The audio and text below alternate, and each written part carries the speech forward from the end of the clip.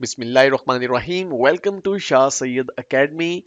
अपनी इस वीडियो में हम डिफरेंट टाइप्स ऑफ होस्टिंग को डिस्कस करने वाले हैं। अगर आप एक होस्टिंग बिजनेस शुरू करने वाले हैं तो आपको नॉलेज एटलीस्ट ज़रूर होना चाहिए तमाम किस्म की होस्टिंग जो कि अवेलेबल है इस वक्त मार्केट में। तो आइए वीडियो का आगाज़ करते हैं और सबसे पहले बात बात करते हैं हम डेडिकेटेड सर्वर की। तो डेडिकेटेड सर्वर होस्टिंग से क्या मुराद है? एक ऐसा होस्टिंग प्लान जिसमें आप एक कंप्लीट वेब सर्वर को किराए पर लेते हैं, रेंट पर लेते हैं, मंथली या एनुअल बेसिस पे। अमूमन डेडिकेटेड होस्टिंग मंथली बेसिस पे मिलती है।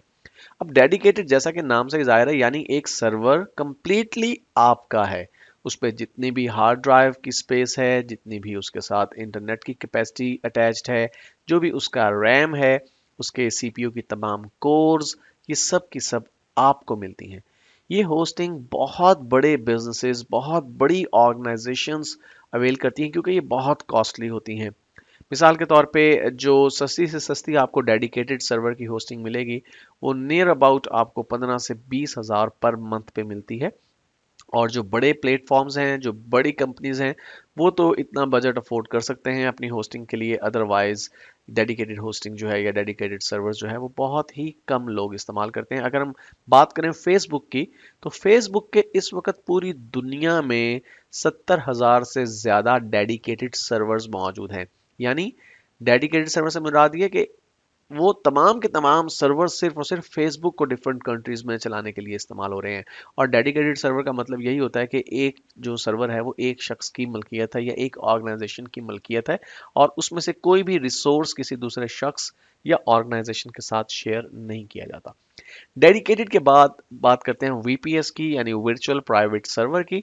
अब ये डेडिकेटेड सर्वर से कुछ छोटी होस्टिंग है। इसमें होता यह है कि एक सर्वर को आप थियोरेटिकली, फिजिकली नहीं बल्कि लॉजिकली डिवाइड कर देते हैं मजीद छोटे यूनिट्स के अंदर। अब इससे क्या मुराद है? मिसाल के तौर पे आपके पास एक सर्वर है जिसमें आपके पास लेट से के क्वाड कोर का प्रोसेसर लगा हुआ है आपके पास, और आपके पास 16 जीबी या 32 जीबी रैम है।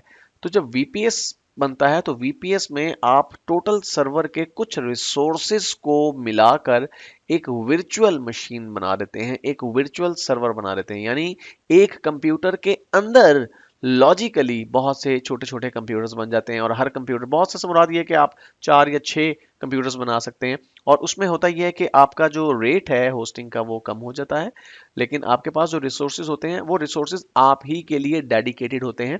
लेकिन डेडिकेटेड सर्वर और वीपीएस में फ़र्क यह है कि डेडिकेटेड सर्वर में कंप्लीट सर्वर आपका होता है, जबकि वीपीएस में उस सर्वर के कुछ स्पेसिफिक रिसोर्सेज, मसलन अगर फर्ज कीजिए 32 जीबी रैम है तो आपको 2 जीबी रैम एलोकेट कर दी जाएगी। अगर 8 कोर्स का प्रोसेसर है तो एक कोर प्रोसेसर की आपको दे दी जाएगी। अब वो एक कोर सिर्फ आपके यूटिलाइजेशन में रहेगी, सिर्फ आपकी वेबसाइट्स के लिए इस्तेमाल होगी। तो इसे हम वीपीएस का नाम देते हैं। ये भी काफ़ी कॉस्टली होस्टिंग प्लान्स होते हैं जो कि नॉर्मली बड़ी होस्टिंग, जो बड़ी वेबसाइट्स होती हैं या जो बड़े बिजनेस होते हैं वो इस्तेमाल करते हैं। और उसके बाद आती है जनाब आपकी रीसेलर होस्टिंग। रीसेलर होस्टिंग वो प्लान है जो आपने परचेज करना है जब आप होस्टिंग बिजनेस को शुरू करने वाले हैं। जैसा कि नाम से जाहिर है, ये ऐसा प्लान है जिसमें आप दूसरे लोगों को होस्टिंग सेल कर सकते हैं। सेल तो आप डेडिकेटेड सर्वर में भी कर सकते हैं, लेकिन जाहिर सी बात है डेडिकेटेड सर्वर से अगर आप काम शुरू करते हैं तो फिर आपको हर महीने 20-22 हज़ार रुपये स्पेंड करना पड़ेगा, खर्च करना पड़ेगा। लेकिन आप अगर रिसेलर होस्टिंग प्लान से शुरू करते हैं, उसमें फ़ायदा आपको ये होता है कि आप एक बड़ी छोटी सी अमाउंट इन्वेस्ट करते हैं मंथली बेसिस के ऊपर। मिसाल के तौर पे आप तकरीबन 800 या 900 रुपए महाना से जो है होस्टिंग प्लान परचेज कर सकते हैं। और अब अगर आपकी होस्टिंग बिजनेस नहीं भी चलता तो आपको हर महीने 900 रुपया पर मंथ देना है या 800 रुपया पर मंथ देना है।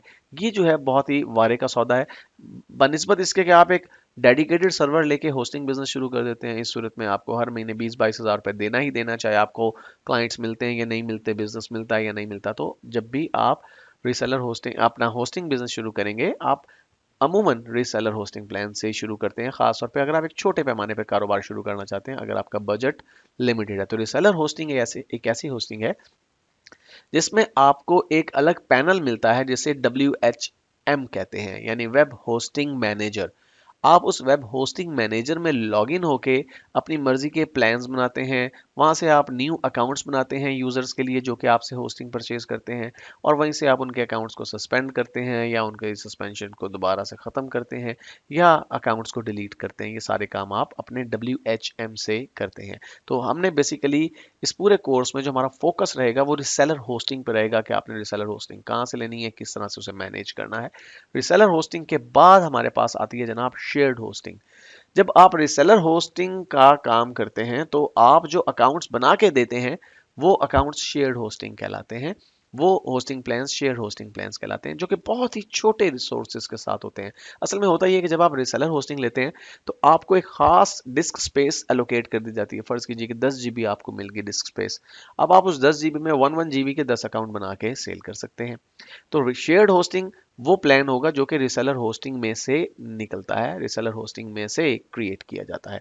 तो यानी जब आप अपना डोमेन होस्टिंग का बिजनेस शुरू करेंगे तो आप रिसेलर होस्टिंग परचेज करेंगे और उसमें से शेयर्ड होस्टिंग के अकाउंट्स आप क्रिएट करके लोगों को सेल करेंगे।